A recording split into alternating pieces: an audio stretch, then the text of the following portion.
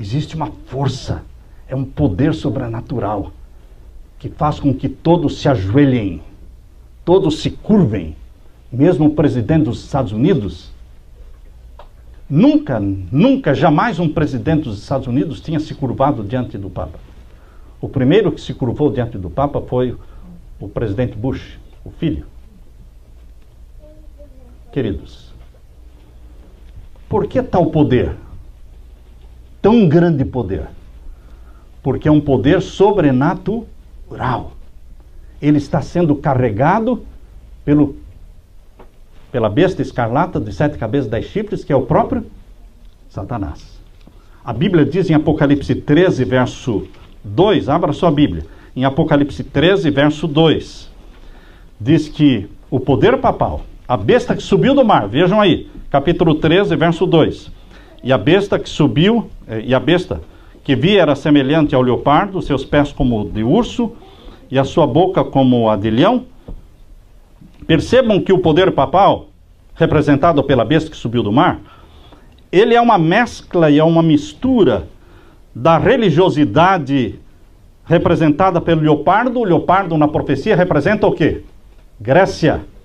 Grécia. Lá em Daniel capítulo 7, o leopardo representa a Grécia. O que mais? O papado é uma mistura religiosa, não só grega, filosofia grega, de Platão, não. Mas também ele tem algo da religião do urso. O urso, lá em Daniel capítulo 7, representa quem? A Medopérsia. A Medopérsia. E o que mais? E a sua boca como a de leão. Lá em Daniel capítulo 7, o leão representa Babilônia. Então, o papado não é uma religião única, mas é uma mescla, é um sincretismo religioso que mistura as religiões de Babilônia, de adoração ao sol, da Medopérsia e da Grécia. É isso que o papado é, uma mistura. E continua o verso 2, finalzinho do verso 2, leiam comigo. E o dragão deu-lhe o seu poder, e o seu trono, e grande poderio. Está explicado aqui. Por que existe tão grande poder investido no papado? Que faz com que todos se ajoelhem, todos adorem, todos marquem na sua agenda uma visita ao Vaticano para pedir a bênção. Queridos, porque este poder não é humano. É um poder sobrenatural que veio do dragão. O dragão deu-lhe o poder, o trono e grande poderio. Está explicado, irmãos? Está claro isso aqui? Vamos voltar para o capítulo 17. Capítulo 17, no finalzinho do verso 3, diz que o corpo da besta escarlata, que tinha 7 cabeças e 10 chifres, o corpo estava cheio de nomes de blasfêmia. Blasfêmia só ocorre quando alguém se proclama Deus. Blasfêmia não é qualquer pecado. Não é qualquer um que comete o pecado de blasfêmia, irmãos. Quando Jesus Cristo perdoou os pecados daquele homem enfermo, paralítico, e Jesus disse para ele, aquele homem que foi baixado, que abriram o telhado e o baixaram numa maca, não é? E ele foi colocado deitado aos pés de Cristo, Cristo olhando para ele, um homem imobilizado, paralisado. Jesus diz, perdoados são os teus pecados. E os líderes judeus que estavam ali, eles disseram, blasfêmia? Quem pode perdoar pecados senão Deus? Por que eles acusaram Jesus de blasfêmia? Porque Jesus exerceu um atributo divino ao perdoar o pecado daquele homem. Só Deus pode perdoar pecados. No caso de Jesus não foi blasfêmia, porque Jesus é Deus. E Jesus perdoa pecados. Jesus aceita adoração. As pessoas se ajoelhavam na frente de Jesus e ele não falava como Pedro. Lembram quando Cornélio se ajoelhou diante de Pedro? Pedro disse, levante-se, eu sou um homem como você. Anjos não aceitam adoração? Quando João, lá em Apocalipse, se ajoelhou na frente de um anjo, o anjo disse o quê? Levante-se, eu sou servo teu e dos teus irmãos. Mas quando pessoas se ajoelhavam na frente de Jesus, ele não dizia levante-se. Ele aceitava a adoração. Isso não é blasfêmia, porque ele é Deus. Amém. Amém? Mas quando o Papa aceita, isso é blasfêmia. Quando ele reivindica o poder e a autoridade de perdoar pecados, isso é blasfêmia. Quando ele aceita a adoração, isso é blasfêmia. Quando ele tocou na lei de Deus, mudando do sábado para o domingo, isso é blasfêmia. Tocou na lei de Deus que reflete a santidade do caráter de Deus. Agora, queridos, aqui no capítulo 17, finalzinho do verso 3, diz que no corpo desta besta de 7 cabeças e 10 chifres, existe um nome blasfêmia. E essa besta simboliza Satanás. E ele está carregando uma prostituta, uma mulher que representa a igreja de Roma. Só que lá em Apocalipse 13, esta mulher, igreja de Roma, no capítulo 13, verso 1 e 2, ela recebe o nome também de besta que subiu do mar. E a besta que subiu do mar, lá no capítulo 13, verso 1 e 2, também tem 7 cabeças e 10 chifres. Abra sua Bíblia em Apocalipse 13, verso 1. Apocalipse 13, verso 1 diz assim: eu me pus sobre a areia do mar e vi subir do mar uma besta, que tinha 7 cabeças e 10 chifres, e sobre os seus chifres 10 diademas, e sobre as suas cabeças um nome de blasfêmia. Aqui diz que a besta subiu do mar, tinha 7 cabeças e 10 chifres, e nome de blasfêmia estava onde? Onde estava o nome de blasfêmia? Nas suas cabeças. Agora, esta aqui é a igreja de Roma, é o papado. Agora, lá no capítulo 17, quando fala de Satanás que está carregando a mulher prostituta, ou seja, carregando o papado, mostrando a íntima amizade que existe entre os dois poderes, a parceria que existe entre esses dois poderes, a besta que carrega e a mulher que está sendo carregada, que é outra besta também, chamada besta que subiu do mar, que tem 7 cabeças também e 10 chifres. A diferença é que a besta que subiu do mar, o papado, só tem nome de blasfêmia, não no corpo todo, mas só nas cabeças, que são 7. Ou seja, não são os nossos queridos irmãos católicos que estão blasfemando, mas são os cabeças da igreja de Roma que blasfemam quando se proclamam Deus e aceitam ser adorados. Por isso a blasfêmia está escrito nas cabeças da besta que subiu do mar. Mas no caso da besta que está carregando a mulher, o nome de blasfêmia não está nas 7 cabeças, está no corpo todo. Porque Satanás, todo ele é blasfêmia. Todo ele, todo o seu ser é blasfêmia. Porque ele, desde o início, ele quis ser adorado. E ele quer ser adorado de qualquer forma, de qualquer jeito. Mesmo que você não saiba que está adorando, mas ele aceita ser adorado. Mesmo que seja através de uma boneca, ou de uma Elsa, de uma Frozen, ou mesmo que seja de um Iron Man, de um Batman, ou mesmo que seja através de qualquer brinquedo, de qualquer símbolo da Disney, ele está feliz, ele aceita ser adorado desta forma. Você não precisa ter consciência de que está adorando Satanás. Ele está feliz em ser adorado, mesmo que você esteja inconsciente do fato. Ele quer ser adorado. Por isso o nome de blasfêmia está em todo o corpo desta besta que carrega a prostituta. Estão percebendo? Mas ela só tem blasfêmia nas cabeças. Porque é a cabeça que se proclama Deus. Os nossos queridos irmãos sinceros que vivem na Igreja Católica, milhões deles, filhos de Deus, sinceros filhos de Deus, um dia sairão dali, ouvindo, sai dela, povo meu. Porque a luz de Deus chegará até eles, porque eles amam a Deus, são sinceros. E Deus não os deixará por muito tempo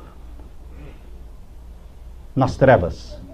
Por isso, queridos, agora vamos ler o capítulo 17 e o verso seguinte, o verso 4. Capítulo 17, verso 4.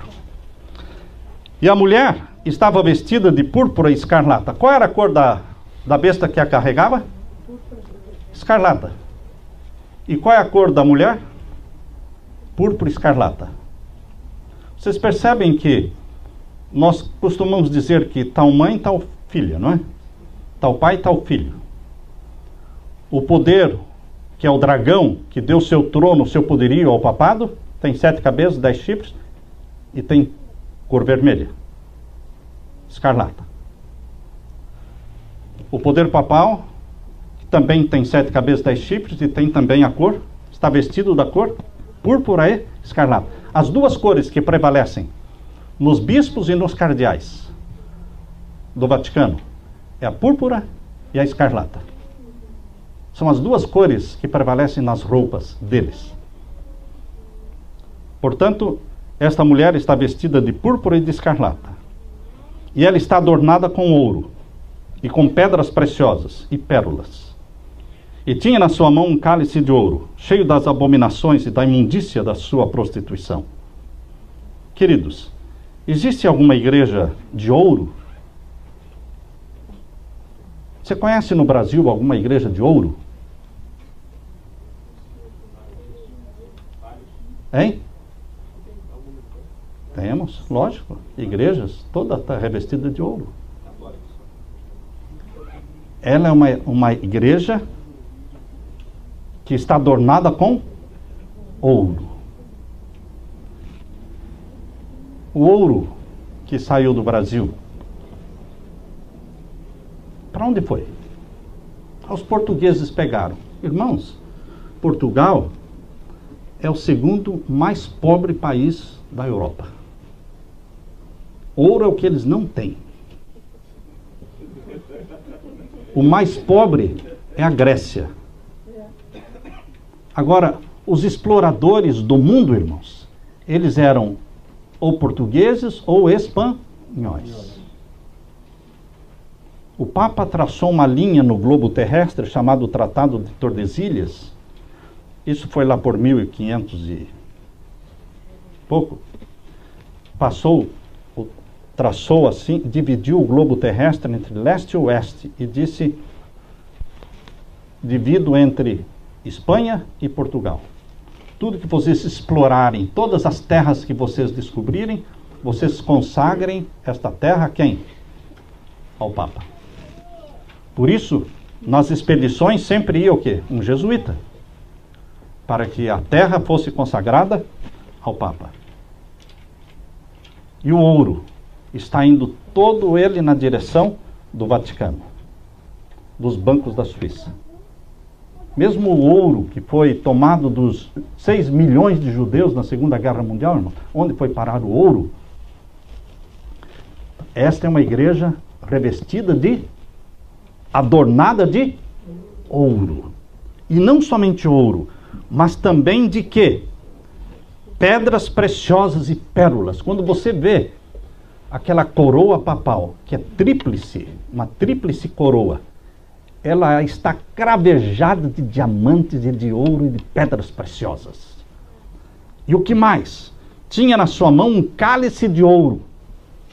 Só existe um poder religioso no mundo que levanta diariamente diante do povo um cálice de ouro, tendo dentro o vinho da sua prostituição, e dá de beber às nações da terra o que ela tem dentro desse cálice de ouro. Não tem como cometer um engano nisso aqui, irmãos. A profecia foi muito clara. Mesmo os escritores católicos identificaram Roma e o poder papal no capítulo 17. Dante Alighieri, quando escreveu a Divina Comédia, ele usou na Divina Comédia o capítulo 17, descrevendo o papado no capítulo 17 de Apocalipse. Um fiel católico. Quando você pega a Bíblia Jerusalém é uma Bíblia católica, que tem o imprimatur do Papa. Eu tenho essa Bíblia. E quando você vai lá no capítulo 17 de Apocalipse, vocês descobrem que os comentaristas católicos dizem, é Roma. Esses 7 montes aí mencionados no capítulo 17 na visão, identificam Roma. Eles falam claramente. É uma verdade que está nua e crua diante de todos, mas muitos desejam não ver. Muitos preferem não ver. Porque o pior cego não é aquele que não vê. O pior cego é aquele que não quer ver. Que se nega a ver. Que se nega a aceitar uma verdade que Deus declarou. E por que Deus revelou isso logo no final do capítulo do Apocalipse? Depois das 7 pragas? Lembrando-se que as 3 últimas estão focando o quê? Babilônia, Roma, as 3 últimas pragas. Então Deus usou a visão do capítulo 17, mostrando, identificando quem é Babilônia. E o que ela fez.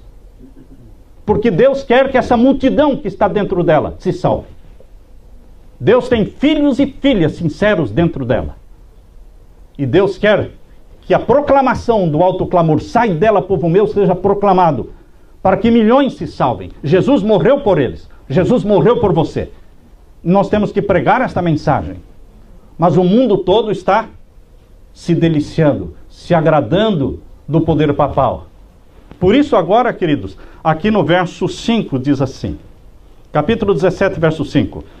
Na sua testa, na testa desta mulher, assentada sobre a besta escarlata, na sua testa estava escrito o nome, mistério, a grande Babilônia, a mãe das prostituições e abominações da terra. Por que às vezes as pessoas não entendem? Porque é mistério. É mistério. Quando alguém que está revestido de santidade, quando alguém tem o título de sua santidade, as pessoas não conseguem enxergar que atrás de uma face sorridente e que reflete santidade e que reivindica santidade, que todo mundo chama de santo, as pessoas não conseguem entender que existe ali um mistério, porque não é santo. É prostituição, é promiscuidade. Promiscuidade.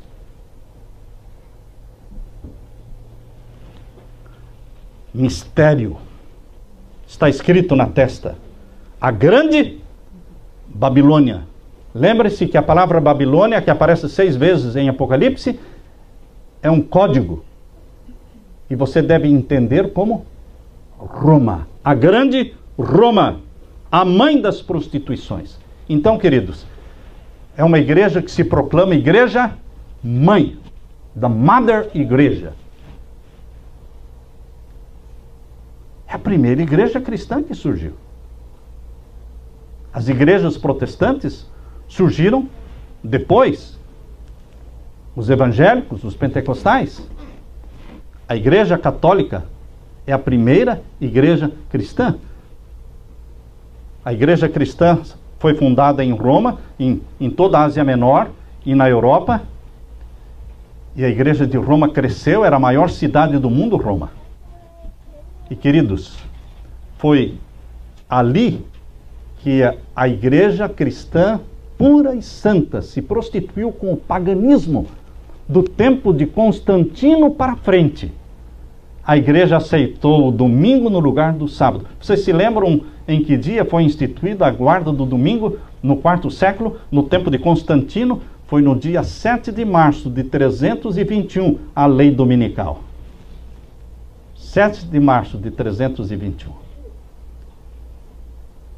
Agora aqui, queridos, fala que ela é a grande Babilônia, a mãe das prostituições e abominações da terra. Por que prostituições e abominações da terra? Porque existe muita promiscuidade por trás da santidade. Gays, homossexualismo, pedofilia. Isto é coisa que está por trás do clero romano. Centenas de casos foram descobertos aqui dentro dos Estados Unidos.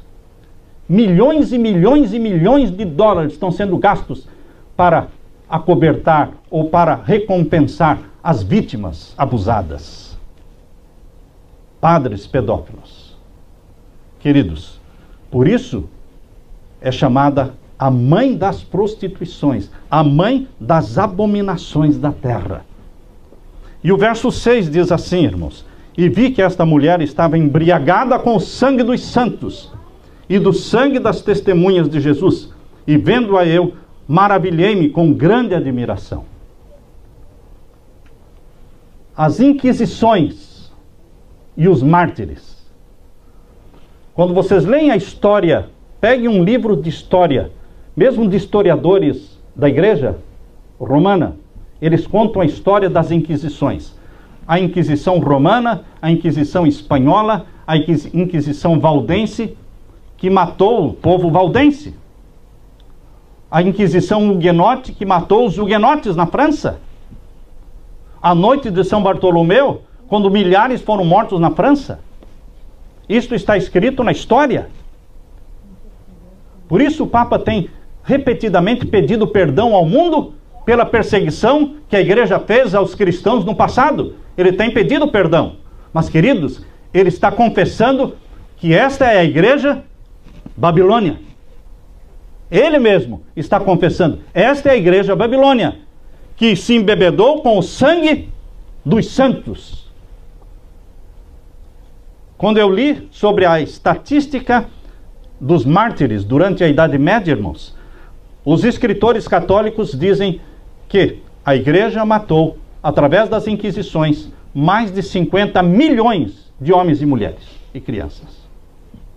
Essa é uma estatística dada por escritores da Igreja Católica. Isto quer dizer que mataram muito mais do que 50 milhões, porque eles deram o menor número possível. Só que a história vai se repetir, meu querido irmão, minha querida irmã.